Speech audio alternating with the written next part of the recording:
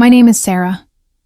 I used to think family meant belonging somewhere, until I realized I was the one they wished didn't belong at all. There was a time when every whispered conversation stopped as soon as I entered the room. At family gatherings, I became the pause between words, the uncomfortable silence that stretched until someone found something else to talk about. I didn't need anyone to spell it out for me. I could read it in my mother's eyes when she introduced her children to strangers. The slight hesitation before my name, the way her voice dropped half an octave when she got to me. I was 23 when I dropped out of college. Not because I was failing, not because I was lazy, but because my father lost his job and someone had to help keep the lights on. While my cousins were earning degrees and walking across stages to thunderous applause, I was walking into my third job interview of the week, hoping someone would hire me to stock shelves or answer phones or do whatever it took to survive. Before we continue, drop a comment. Where are you watching this from, and what time is it there? I'd love to know how far this story is reaching. Sometimes when you feel invisible in your own family, knowing strangers can hear you makes all the difference. The shame wasn't just mine to carry. It became the family's burden too. I saw it in the way my mother's voice changed when her sisters asked about her children. She'd light up talking about my brother's promotion, my sister's engagement, my cousin's new house. Then there would be this tiny pause, this almost imperceptible shift, before she'd mention me working retail, for now. Always adding, for now, like it was a temporary mistake that would fix itself.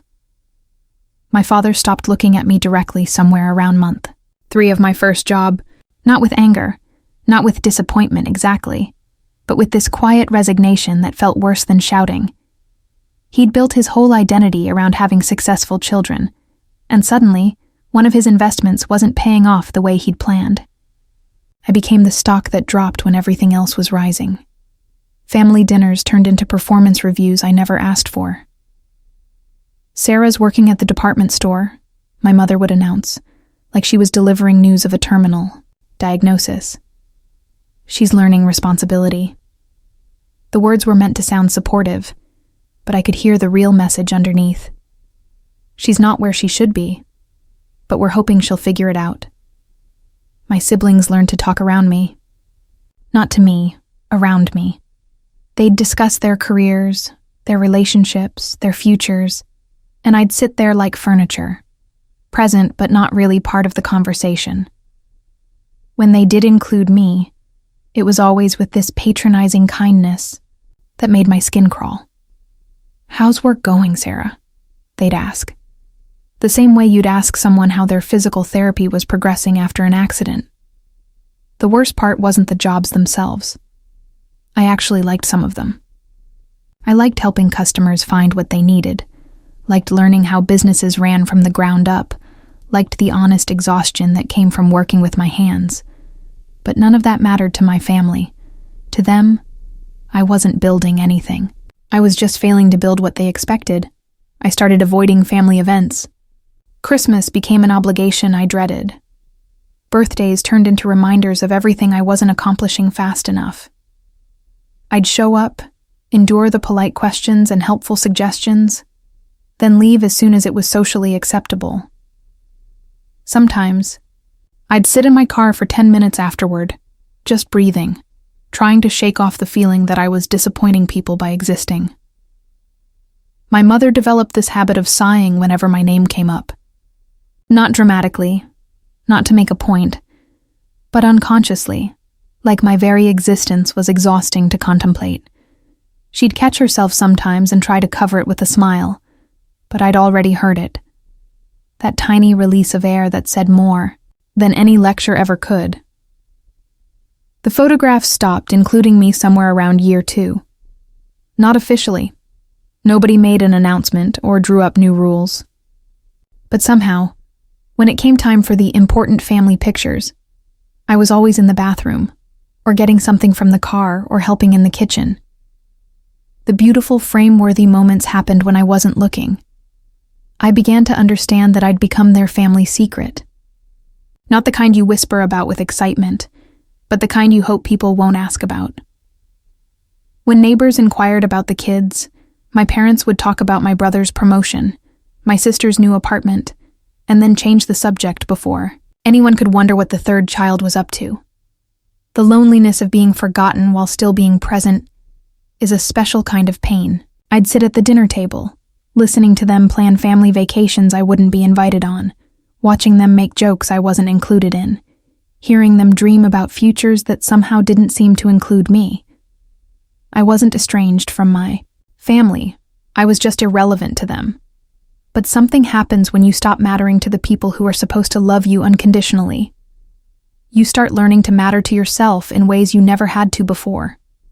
Late at night, after my second job, I'd sit in my tiny apartment and make lists, not of what I wanted to prove to them, but of what I wanted to build for me. I enrolled in night classes. Not because anyone expected me to, but because I'd always been curious about business, about how money moved and companies grew. I paid for them myself, with cash I'd saved from skipping meals and walking instead of taking the bus. Nobody knew about those classes. Nobody asked how I was spending my evenings. The studying became my secret.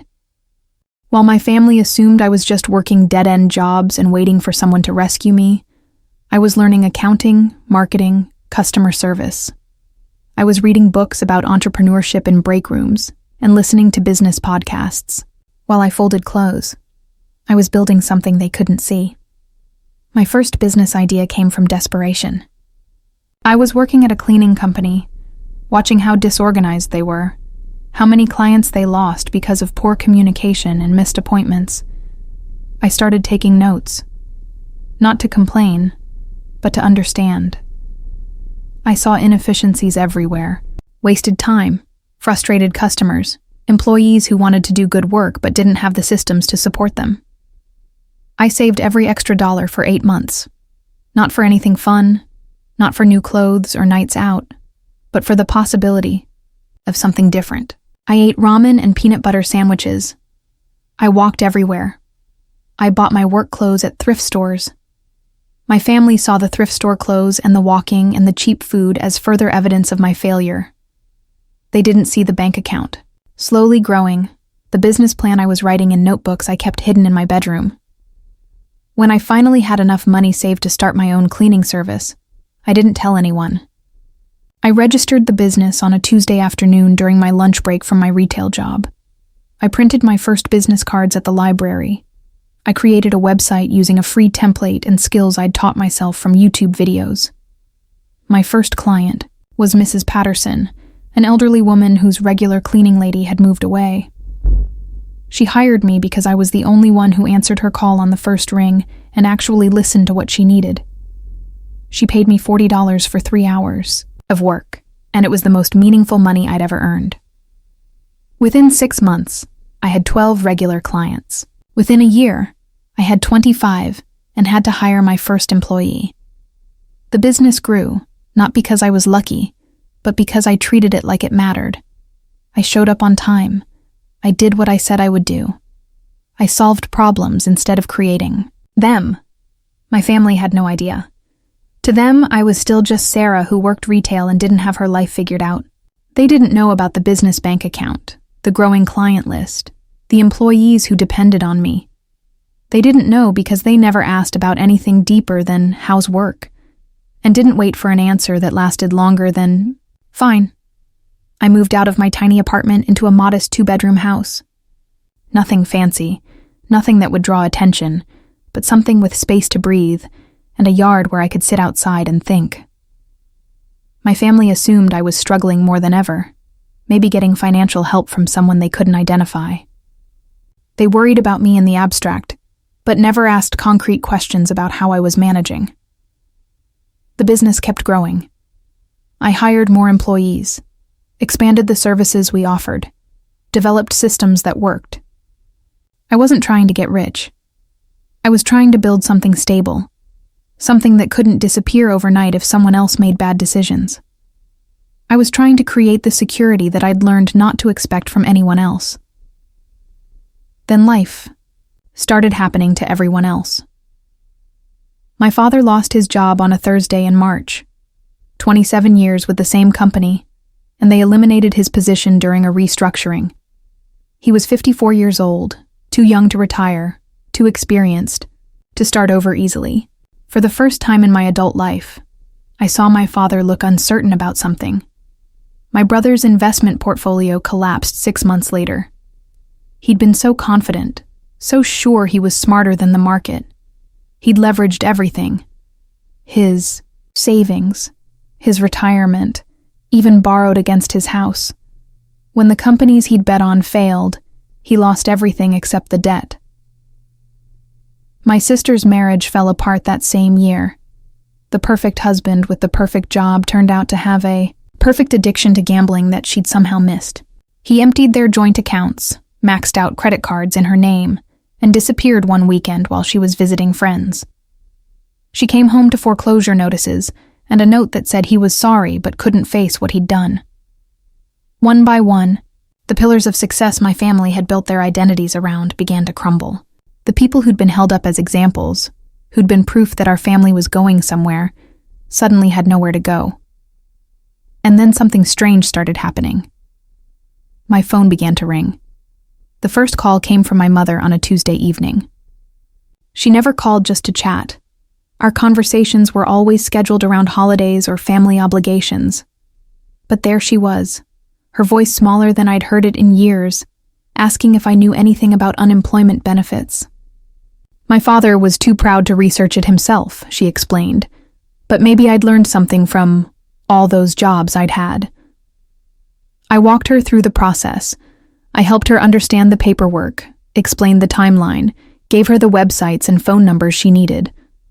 She thanked me 3 times before hanging up, and I could hear something in her voice I'd never heard before when she talked to me. Relief. My brother called 2 weeks later. He needed a job, any job, something to stop the bleeding while he figured out his next move. He'd been applying for positions similar to what he'd lost, but companies were wary of hiring someone who'd made such public financial mistakes. "Did I know anyone who might be hiring?" he asked, almost apologetically. I did, actually. My cleaning business had grown enough that I needed someone to handle scheduling and customer service. It wasn't glamorous work. It wasn't what he was used to, but it was steady, and it was honest. I offered it to him without making him beg.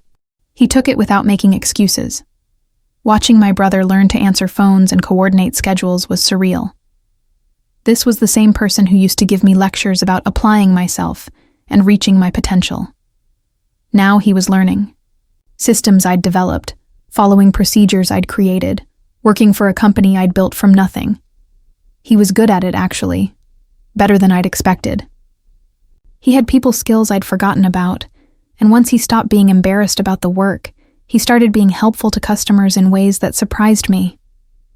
He never said it directly, but I could tell he was grateful, not just for the job, but for the way I gave it to him, without fanfare, without conditions, without making him feel like charity.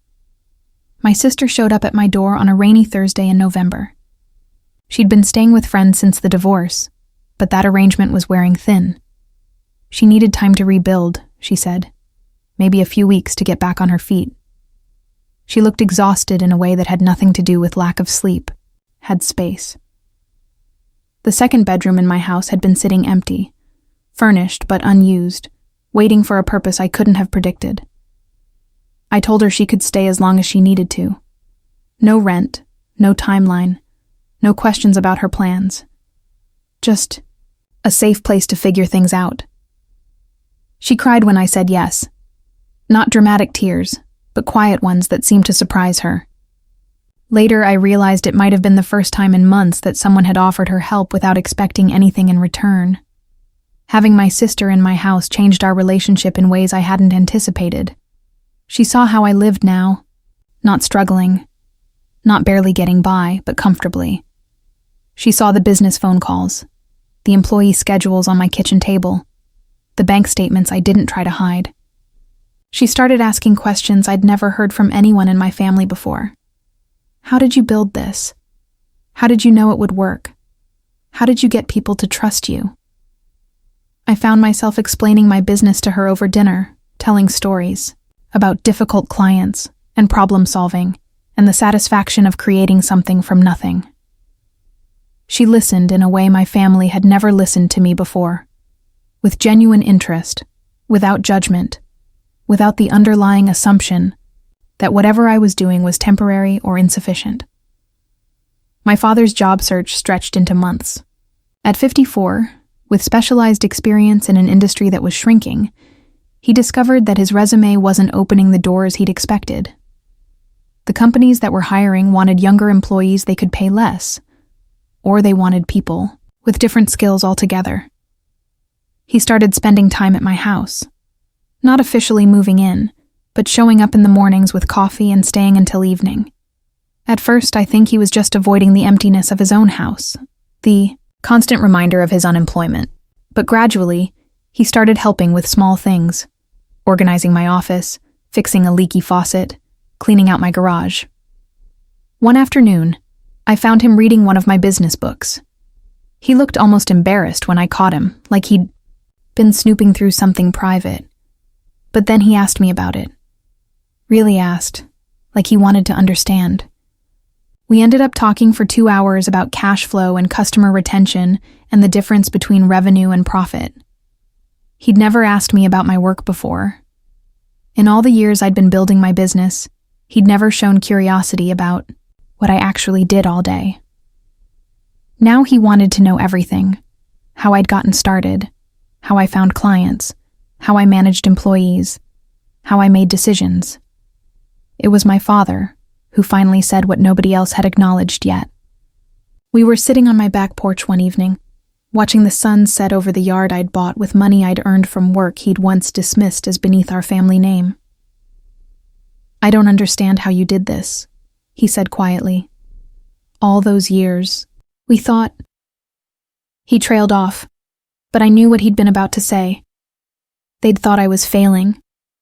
They'd thought I was the one who couldn't figure out how to succeed. I never stopped working, I told him. I just stopped trying to prove anything to anyone else. The business kept growing. By the end of that year, I had 43 employees and a waiting list of potential clients. I'd expanded into office cleaning, post-construction cleanup, and specialized services for medical facilities. I'd bought a small warehouse to store supplies and equipment. I'd incorporated, hired an accountant, developed employee benefits packages. My family watched this growth happen in real time now. They were living in my house, working in my business, depending on the stability I'd created. They saw the decisions I made, the problems I solved, the leadership I provided. They couldn't pretend anymore that what I'd built was small or temporary or lucky. But they never apologized. Not directly, not in words. The apology came in different forms. In the way my mother started calling me first when she needed advice. In the way my brother deferred to my business judgment even when we disagreed. In the way my father introduced me to his friends as my daughter who owns her own company. The apology came in the way they lingered after dinner, reluctant to leave. The warmth and stability of the house I'd bought with money they'd once dismissed. It came in the way they started including me in family decisions, asking my opinion about things that had nothing to do with my business. It came in the way they stopped offering me advice and started asking for it instead. I never gloated. I never reminded them of the years they'd treated me like a disappointment. I never pointed out the irony of them depending on the person they'd once written off. There was no satisfaction in their struggles, no joy in being proven right. There was just the quiet knowledge that I'd built something solid while they'd built their lives on foundations that couldn't weather unexpected storms.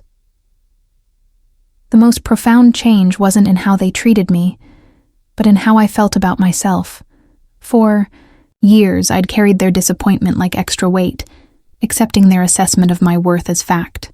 But watching them lean on the stability I'd created, seeing them benefit from the work they'd once dismissed, I finally understood something I should have learned years earlier.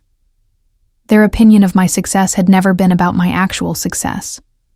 It had been about their own fears, their own definitions of worth, their own need to feel superior to someone. I'd spent so much energy trying to measure up to standards that were never really about me at all. My sister found her own apartment after 8 months, but she visits twice a week. My brother kept working for my company even after other opportunities opened up. He said he'd learned more about business in 1 year with me than in his entire previous career. My father eventually found part-time consulting work, but he still spends most afternoons at my house, helping with whatever needs to be done. We have family dinners now, but they're different. They happen at my table, in my dining room, with food I provide. The conversations are different too, less performative, more genuine. My family talks about their struggles now, their uncertainties, their fears. They ask for help instead of pretending they don't need any, and I give it. Not because I owe them anything, not because I'm trying to prove I'm better than they thought, but because that's what family should do for each other. I give help the way I wish they'd given it to me, without conditions, without judgment, without keeping score. Sometimes I think about the person I was 5 years ago, sitting at their dinner table feeling invisible while they discussed their successes. I think about how desperately I wanted their approval, how much their disappointment shaped my sense of self. That person feels like someone I used to know, someone I outgrew without realizing it was happening. The stone they discarded became the cornerstone, but not in the way I used to fantasize about. I didn't become their cornerstone to prove them wrong or make them feel guilty. I became it because I'd learned to build something solid, something that could weather storms, something that could support weight when everything else was crumbling. My success isn't measured by their recognition anymore. It's measured by the employees who depend on me for steady work, the clients who trust me with their businesses, the family members who know they have a safe place to land when life gets complicated. It's measured by the person I became when I stopped trying to be the person they wanted me to be. They deleted my voice from their conversations for years, but they never deleted my determination from my story.